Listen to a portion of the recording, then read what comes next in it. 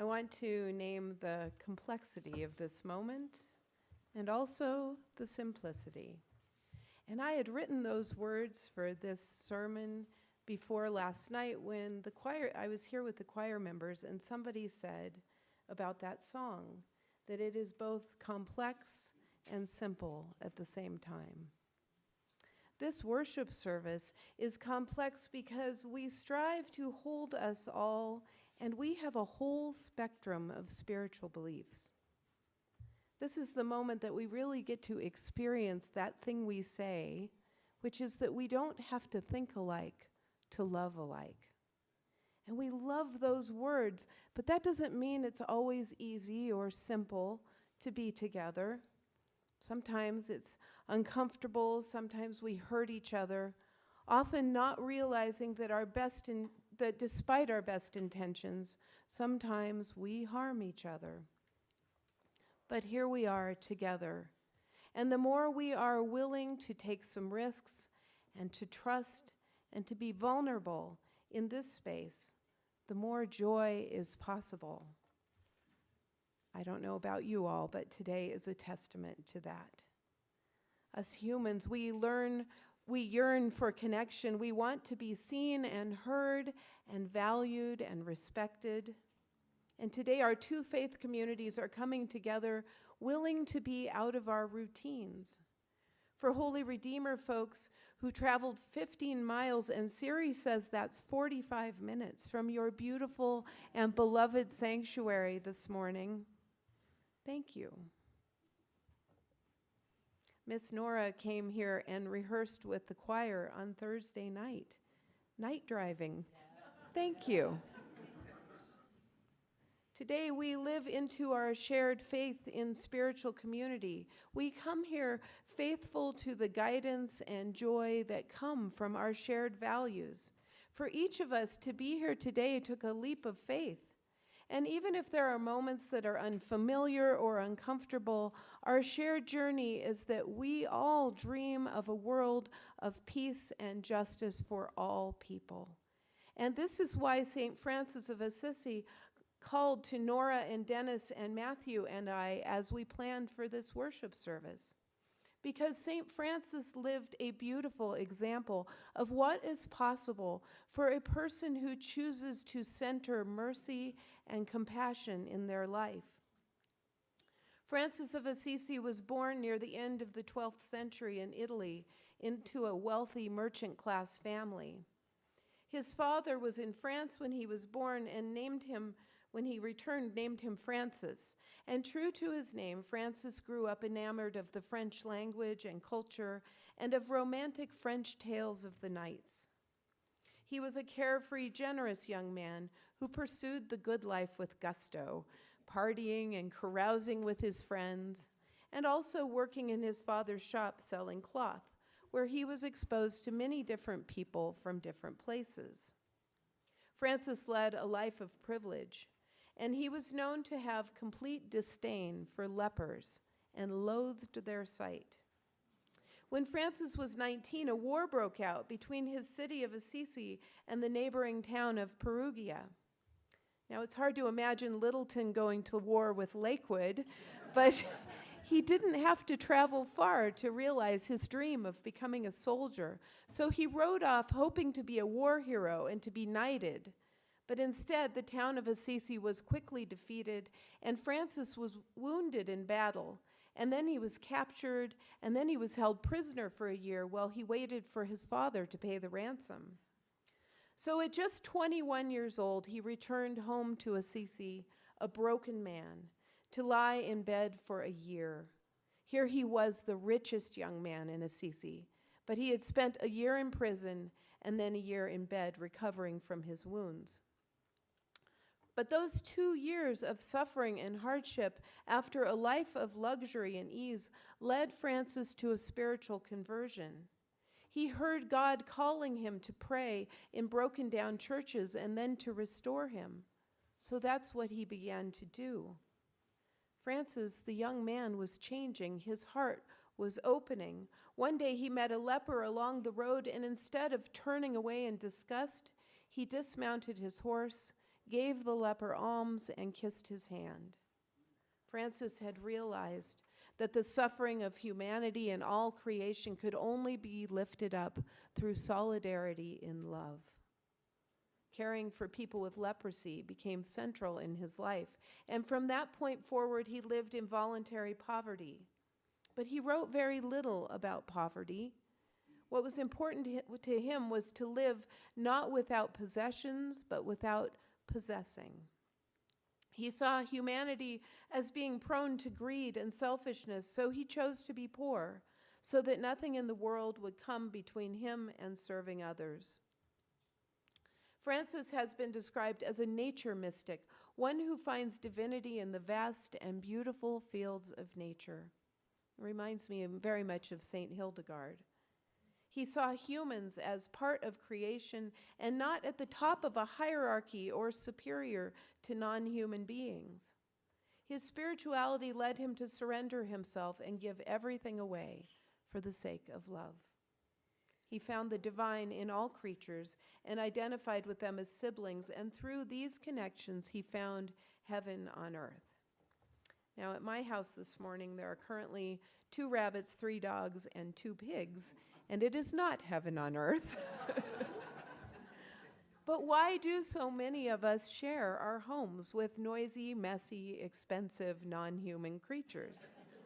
Because we know there is something mysterious about our connection with them. Francis desired to live in peaceful relationship with all creatures. He knew that to live in the justice of love would be to live in peace. For Francis, justice and peace were related to his vow of poverty, to his compassion, to his spiritual contemplation, and his ongoing conversion, where he realized his familial bonds with all living creatures. He served the poor and lepers because he found the divine among people who had been rejected and despised. The life of St. Francis speaks to all people who hear the call of our hearts towards compassion for animals and for people. His life of sacrifice and his love of nature resonate with people who find peace in nature and find a connection to all of creation and to each other in our relationships with other species. There is something intangible and attractive that draws us to want to show mercy and compassion to others. No matter if we identify as Christian or not, St. Francis helps us make that connection between service and our own spiritual evolution. He reminds us to have faith that our lives and our actions have meaning. He reminds us that our love for all life, human or non-human, is part of the interdependent web of existence of which we are all a part, which is the 7th principle of Unitarian Universalism. St. Francis is also a living example of our 2nd principle of Unitarian Universalism, as he lived his commitment to justice, equity, and compassion in human relations. He sought to affirm and promote the inherent worth and dignity of each person, which is our 1st principle. His message and his example resonate with all people who strive to be faithful builders of heaven on earth. May we all here find those channels for our love and for our compassion in the beings that we share this planet with. All beings, human and non-human, the vulnerable and the marginalized. And may we carry that grounding in the ways of kindness and love and gentleness with us wherever we may go. Blessed be, and may it be so.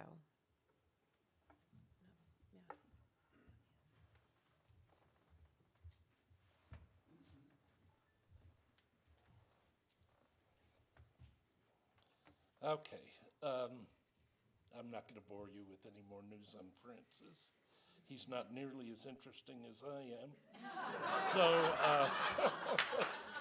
So, and actually, I like to be kind of a goof, and I originally titled this Me and Frankie, and I just kept it because I liked it. But